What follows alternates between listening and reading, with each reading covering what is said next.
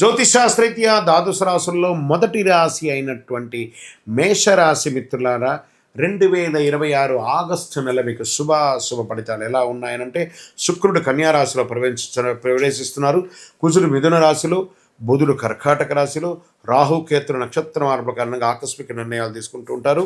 ఈ నెల కష్టానికి ఫలితం, తొందరపాటు నిర్ణయాలకి పరీక్ష అనే ఒక విధంగా ఉంటుంది.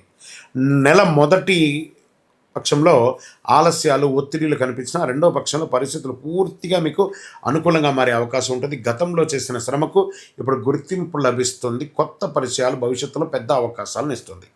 మరి ప్రైవేట్ ఉద్యోగస్తులు లేదా గవర్నమెంట్ ఉద్యోగస్తులకి ఎలా ఉంటుందని అంటే, ప్రైవేట్ ఉద్యోగస్తులకి కొత్త బాధ్యతలు వస్తాయి. మీ ప్రతిభను ఉన్నతాధికారులు గుర్తిస్తారు. పదోన్నతి, బదిలీ లేదా జీతం పెంపు గురించి చర్చలు జరిగే అవకాశాలు ఉంటాయి. ఇంకా ప్రభుత్వ ఉద్యోగస్తులు సిద్ధమవుతున్న వారికి ఈ నెల మంచి అవకాశాలు కనిపిస్తున్నాయి. ముఖ్యంగా groups, banking, railway, police, teaching రంగాల్లో పోటీ పరీక్షలకి ఇదొక సిద్ధమవుతున్న వారు సమయాన్ని సద్వినియోగం చేసుకొని విజయం చేకూర్చుకుంటారు. ఇక సర్వీస్ సెక్టార్స్ ఉంటారు చూసారా, IT, software, BPO, banking, health care, Vidya, hotel, retail రంగంలో పనిచేసే వారికి కొత్త ప్రాజెక్టులు వచ్చే అవకాశాలు బాగా ఉన్నాయి. టీంలో మీ మాటకు విలువ పెరుగుతుంది. విదేశీ క్లయింట్లతో పనిచేసే వారికి మంచి గుర్తింపు వచ్చే అవకాశాలు ఉన్నాయి. ఇక వ్యాపారులు ఎలా ఉన్నారంటే, ఇంకా వ్యాపారులకు ఆదాయం పెరిగే సూచనలు ఉన్నాయి. కొత్త బ్రాంచ్లు ప్రారంభించే అవకాశాలు ఉన్నాయి.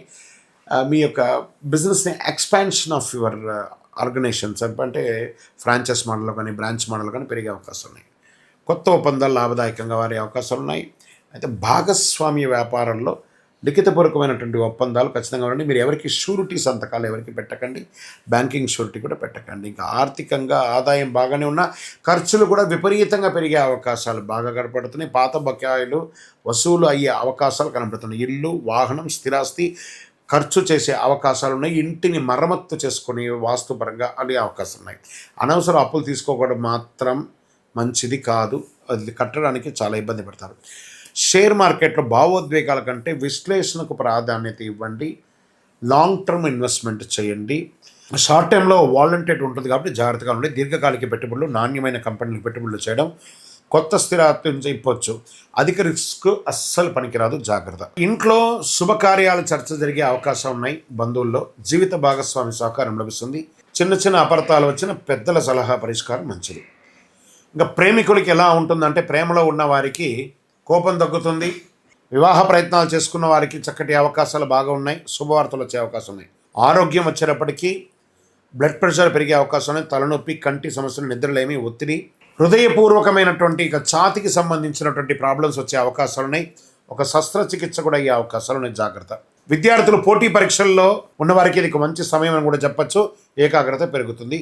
విదేశీయ విద్య కోసం ప్రయత్నం చేస్తున్న వాళ్ళకి మంచి అవకాశాలు ఉన్నాయి. కళాకారులకి, సినిమా రంగం, టీవీ రంగం వాళ్ళకి మంచి అవకాశం. మీడియా వాళ్ళకి కూడా యూట్యూబ్ ఛానల్స్ కానీ, టీవీ ఛానల్స్ కానీ, సంగీత, నాటక, సోషల్ మీడియా రంగంలో ఉన్నవారికి కొత్త అవకాశాలు వస్తున్నాయి.